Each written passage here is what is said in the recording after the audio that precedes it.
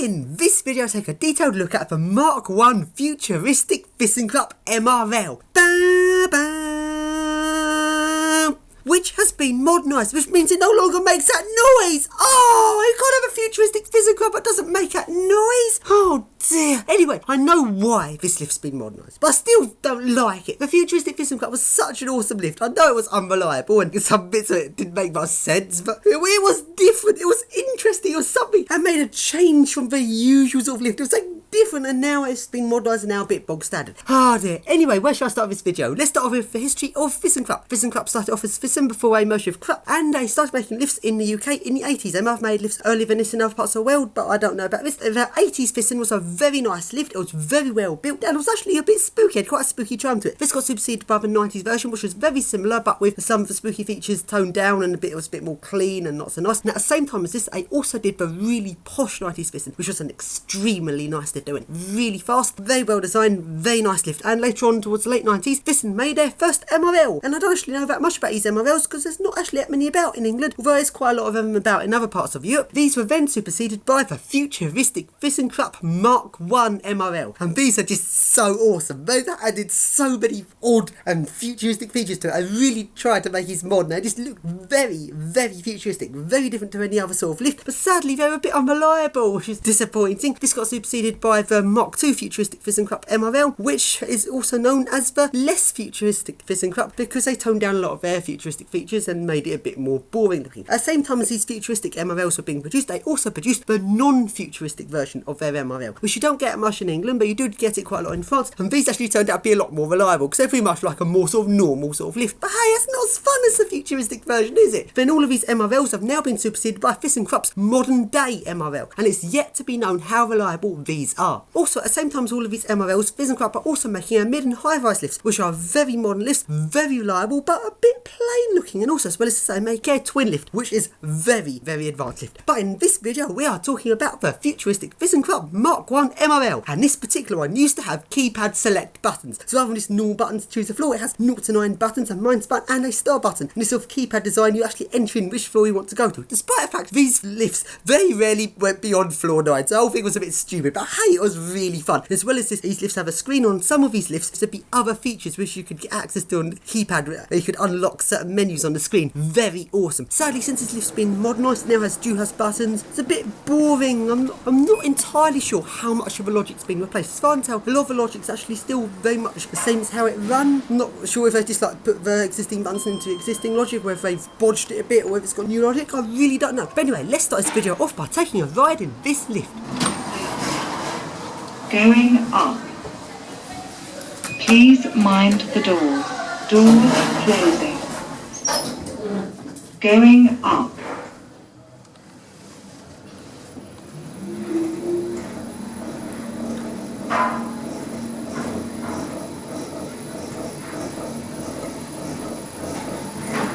Floor 5.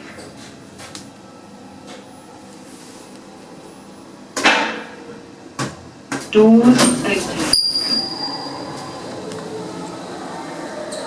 Please mind the doors. Doors closing. So then, it's lift surfing time. Let's go surf this lift. So then, this is what it looks like on top of a lift. Really nice. I've been wanting to surf one of these for a very long time. And there's 2-to-1 cabling, but a 2-to-1 pulley wheels on top of the lift, when usually on MRLs are underneath, which is interesting. So then, let's now make this lift move.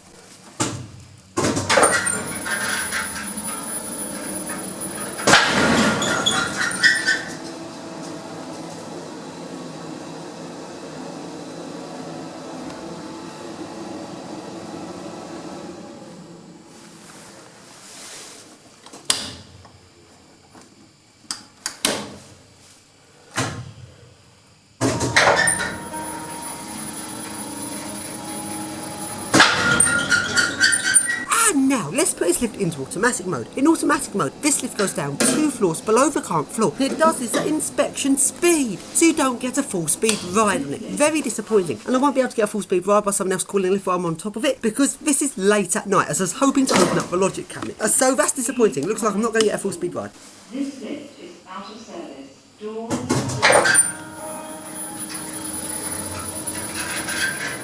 Floor 3.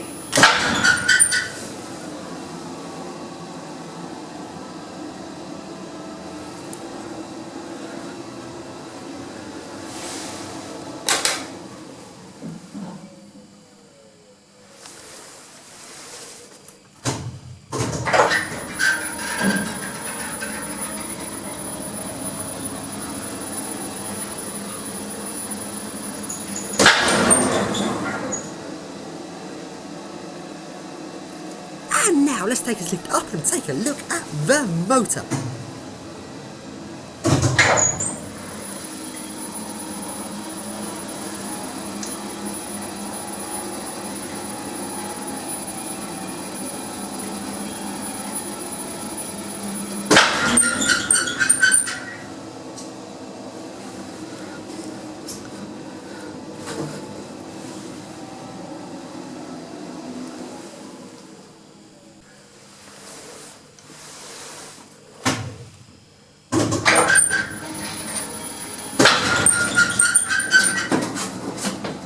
And now, looking over here, here is the rescue flap. Let's open it up. Notice this switch thing you have to move to open it. This actually breaks the safety, so the lift can't move while the flap's open. And if we open up this flap, can we see into the lift?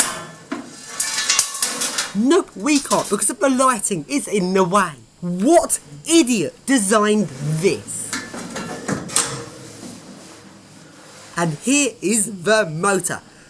Wow, just look at that. Now that's actually quite a different design of motor to a lot of other MRLs, because quite a lot of them have these very sort of small motors like a Gen 2 and the Schindler, or alternatively EcoDisc has like a flat motor down the side of the shaft. Now this is very different. This actually looks like a more sort of a normal sort of lift motor, and it's just weird that it's got this little beam hanging off the main beam at the top. That is an odd design. That's not really the most optimum design that I thought an MRL would have, because usually the motor's like attached to the main beam at the top. But this one, because this is actually more like an MR design of motor rather than MRL, since the motor's sitting on a beam rather than suspended from a beam. And so it's actually got a beam that the motor sits on, which is like attached up to a main beam. That's quite a bit of metal work. I wouldn't say that's the most logical design. It seems like odd as actually being supported in this way. Doesn't look like that much metal, like it's a bit flimsy, quite odd. If you look around the other side of the motor, is it meant to have the wiring exposed like that? Or is the front cover missing on this motor? Or has the genetic company done something to it? That doesn't look right. It's just weird. So then, if you look around at the top of the lift up here, there's quite a few interesting things to see. There are fuse boxes. There we can see kinetic resistors for it to dissipate the energy when it goes in kinetic mode. Lots of interesting stuff. Quite odd to look at these MRLs, because some of them are like really compact and not much to them, while other ones have loads of bits of equipment all dotted about at the top of the lift shaft. Sadly though, I can't see any instruction manuals anywhere. That's one of the best bits about serving his MRLs, is looking at the instruction manual. Oh well.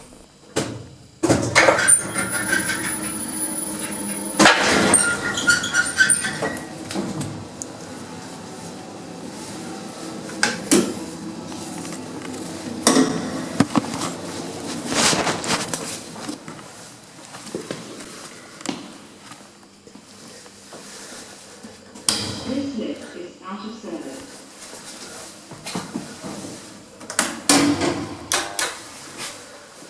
Please mind